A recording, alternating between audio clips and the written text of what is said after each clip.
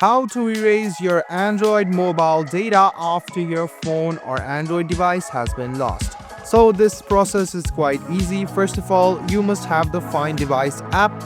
After that, you can check into your devices by enabling the location. So after you enable the location, you can just go ahead and tap on the device.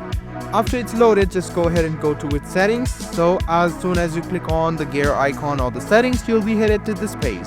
So if you want to factory reset the device, just go ahead and tap on it once. And as you can see, all of the data will be removed permanently from the device and it will be reset as well. So go ahead and tap on it, the reset option. If the device is offline, the reset will be done once it is online again. So go ahead and tap on reset, tap on it once, and there you go. This is how easy it is to erase the Android mobile data even after your phone has been lost.